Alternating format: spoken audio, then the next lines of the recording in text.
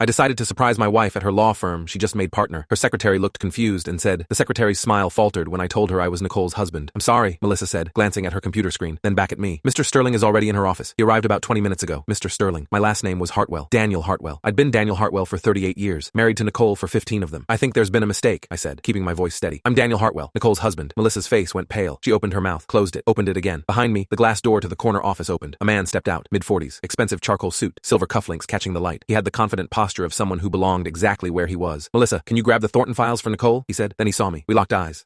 For 3 seconds, maybe 4, nobody moved. Then he smiled, extended his hand. Kenneth Sterling, he said. You must be a client. Nicole's running a few minutes behind. I didn't take his hand, just stared at it hanging in the air between us, at the platinum wedding band on his ring finger, at the way Melissa was frozen at her desk, her eyes darting between us like she was watching a car accident in slow motion. I'm her husband, I said quietly. Kenneth's smile didn't waver. Of course you are. I meant you're here as a client. He was smooth. I'd give him that, but his left eye twitched, just once. Daniel? Nicole's voice came from behind him. She stood in the doorway of her office. I watched her face cycle through expressions in half a second. Surprise, fear, calculation. Then that same smooth mask her colleague had worn. Honey, what are you doing here, honey? She called me honey while standing 3 feet away from the man who'd just introduced himself with my wife's last name. I brought lunch, I said, holding up the bag from Giordano's. Thought we'd celebrate your partnership. Her eyes flicked to Kenneth, back to me. That's so sweet, but I'm absolutely slammed today. She paused. Ken and I have depositions all afternoon. Ken. She called him Ken, like they were friends, colleagues, not like he'd just claimed to be her husband to her secretary. Maybe we could grab a quick bite? I pressed. It's your favorite deep dish with sausage and peppers? I really can't, Daniel. Tonight, okay? Kenneth was already moving back toward her office. Nicole, the Thornton team is waiting in the conference room. Right. She touched my arm. Brief, professional, the way you'd touch a vendor or a delivery person. Thanks for thinking of me. I'll see you at home. She disappeared back into her office. Kenneth followed. The door clicked shut. I stood there holding a bag of pizza that cost $43, staring at Melissa, who looked like she wanted to dissolve into her desk chair. How long? I asked her. She shook her head. I don't know what you're talking about. How long has Kenneth Sterling been calling himself her husband? Sir, I think you should leave. Melissa, my voice came out harder than I intended. I've been married to Nicole for 15 years, supported her through law school, the bar exam. Every late night and weekend she spent building her career at this firm. I paused. So I'm going to ask you one more time. How long? She looked at her hands. When she spoke, her voice was barely audible. Since before I started working here, about 18 months ago. She stopped, swallowed hard. Everyone thinks she couldn't finish. Everyone thinks he's her husband. I finished. She nodded. I'm sorry. I didn't know. Nobody knew. I set the pizza on her desk. Make sure she gets this. Then I walked out before my legs could give out. I'd met Nicole Park when we were both 23. I was finishing my business degree at DePaul, working nights as a bartender to pay rent. She was in her second year at Northwestern Law, brilliant and driven, so focused it was almost frightening. She used to study at the bar where I worked, nursing one glass of wine for 4 hours, highlighting case law, drafting briefs. I'd bring her free breadsticks. She'd give me that smile that made my chest tight. We dated for 2 years before getting married. City Hall with 2 witnesses. No family. Nicole's parents had died in a car accident when she was 19. My parents had made it clear they thought I was throwing my life away. Some ambitious girl who'll never have time for you, they'd said. They'd been half right. Nicole never had time, but I'd accepted that. She was building something important. Now, I was sitting in my car in the parking garage, hands gripping the steering wheel, trying to process what I'd just seen. I pulled out my phone and started searching. That's when I found what made everything suddenly make sense. Full story is linked below or on my channel.